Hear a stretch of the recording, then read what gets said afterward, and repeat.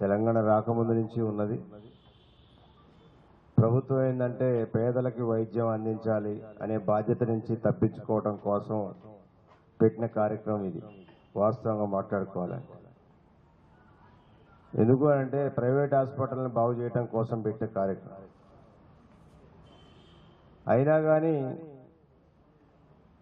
ఉన్న వ్యవస్థను నడిపించాలి కాబట్టి కేసీఆర్ గారు చాలా పెద్ద ఎత్తున దాని నిధులు కేటాయించి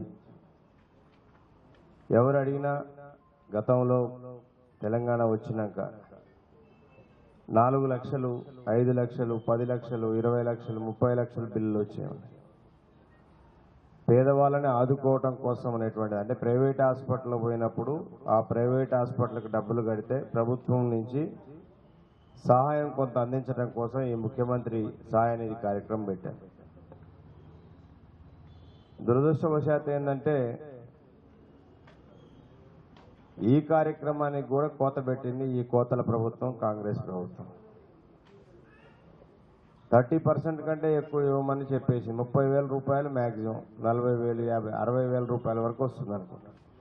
గతంలో వెంకట వీరయ్య గారు కానీ, లేకపోతే జిల్లాలో కమల్ రాజు గారు కానీ, అజయ్ గారు కానీ, ఉపేందర్ రెడ్డి గారు కానీ వీళ్ళందరూ ఎమ్మెల్యేలుగా ఉన్నప్పుడు మేము కూడా చాలామందికి 5 లక్షలు, 6 లక్షలు ఇప్పించిన సంఘటనలు ఉన్నాయి. ఇవాళ 5 లక్షల రూపాయలు ఒక పేదవాడి 30 లక్షల బిల్లు అయితే 5 లక్షల రూపాయలు పెట్టుకోవాలి, ప్రభుత్వం ఇవ్వాలి అంటే ఓన్లీ ఒక ముఖ్యమంత్రి మాత్రమే దానికి ఆయన ఓకే అంటే 5 లక్షలు వచ్చేట్టుంది. లేకపోతే మీరు ఎన్ని బిల్లు పెట్టండి, మీకు 50 లక్షలుగా 60 లక్షలు ఉన్న 2 ఎకరాలు అమ్ముకున్నా మీరు పెట్టుకున్న 60,000 కంటే ₹1 ఎక్కువ రాదు. కానీ కేసీఆర్ గారు ముఖ్యమంత్రిగా ఉన్నప్పుడు, బీఆర్ఎస్ ప్రభుత్వం ఉన్నప్పుడు ఈ జిల్లాలో అనేక మందికి ఇబ్బందులు, మాకెవరో వాళ్ళు ఎవరు కూడా తెలియదు, ముఖం తెలియకుండా మన పార్టీ ఆఫీస్కి వస్తే చాలా మందికి తీసుకెళ్ళి చాలా పేదోడు సార్, ఉన్న భూమి అమ్ముకున్నాడు సార్, కొంచెం చేయాలి అంటే చేసినటువంటి సంఘటనలు చాలా ఉన్నాయి.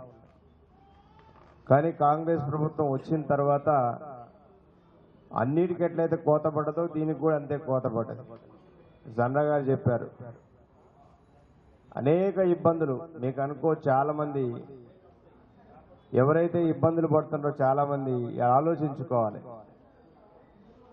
ఎందుకు వచ్చినాయి ఈ కష్టాలు. మొక్కజొన్న రైతులు, మిర్చి రైతులు, వడ్ల రైతులు, ఏ పంటలు, జొన్న రైతులు ఎక్కడైనా పోనీయండి, మీకు గిట్టుబాటు ధర లేక వ్యవసాయం మళ్ళా మానేద్దాం. కేసీఆర్ గారు వచ్చాక, తెలంగాణ వచ్చినాక బీఆర్ఎస్ ప్రభుత్వం రైతులు కొద్దిగా గాలి పీల్చుకున్నారు. ఎందుకనంటే ఎవడు 60-70 సంవత్సరాలు పరిపాలించిన కాంగ్రెస్ పార్టీ కానీ, తెలుగుదేశం పార్టీ కానీ ఎవరైనా కానీ రైతుకు ఒక ఎకరానికి ఇంత సాయం చేయాలన్నాడు లేడు. కేసీఆర్ గారు వచ్చినాకనే ఎకరానికి 10,000 రూపాయలు ఇచ్చినాడు. పెట్టుబడి వచ్చేది, నువ్వు పండించిన ప్రతి గింజని ఆ రోజు కొనేవాళ్ళు.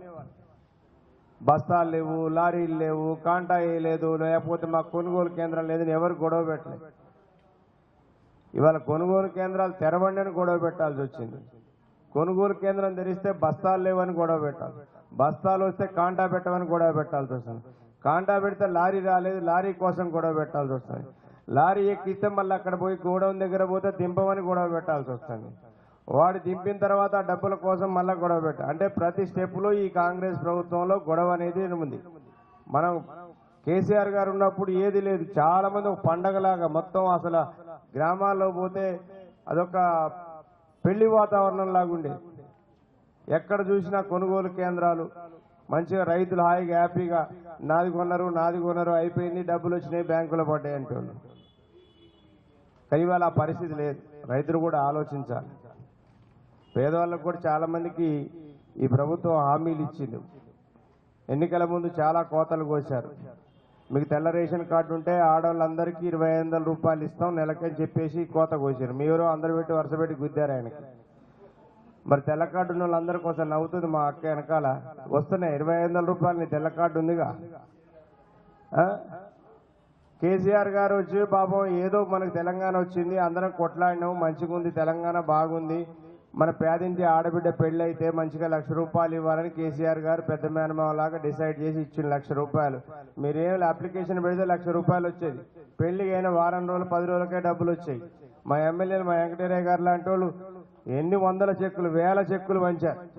ఆ చెక్కుతో పాటు ఆయన ఇంకా చీర విజయవాడ నుంచి లారీలు 2 లారీలు చీరలు తీసుకొచ్చి దాంతో పాటు ఈయన ఒక పెద్ద మా సత్తుపల్లికై ఇచ్చేటోడు.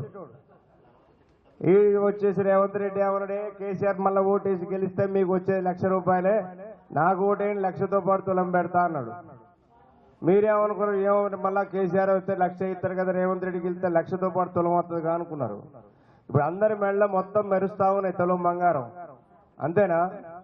వచ్చినాయా ₹1,00,000 అందరికి? మీ ఊర్లో పెళ్ళైన వాళ్ళందరికీ తులం బంగారం వచ్చిందా?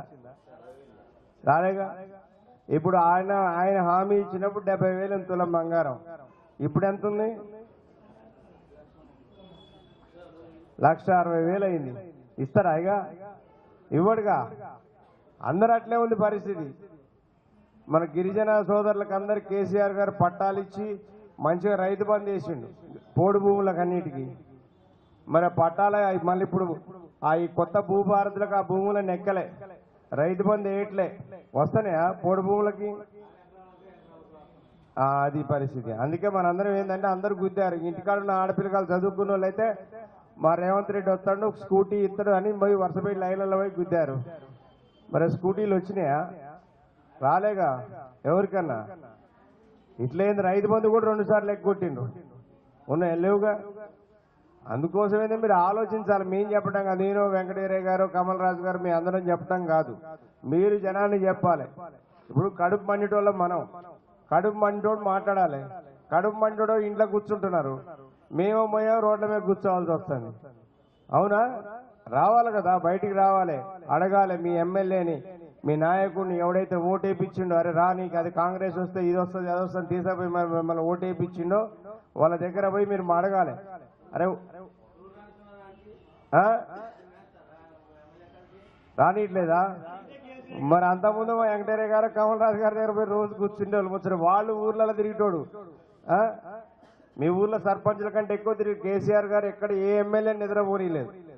జనం వెంబడి తిరగండి, జనం వెంబడి తిరగండి, జనం వెంబడి తిరగండి అని చెప్పినారు. కరెంటు లేదు, నీళ్లు లేవు, ఉన్నాయి. అప్పుడు ఏడున్నాయి? లేదు, ఎక్కడ లేదు. ఇప్పుడు ఎండాకాలం వస్తుంది, ఇక అర్థమైంది అందరి పరిస్థితి.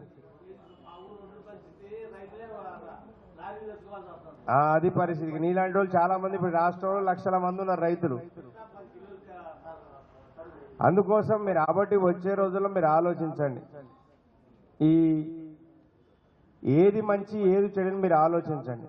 కేసీఆర్ గారే ఈ రాష్ట్రానికి శ్రీరామ రక్ష, బీఆర్ఎస్ పార్టీ ఈ రాష్ట్రానికి శ్రీరామ రక్ష.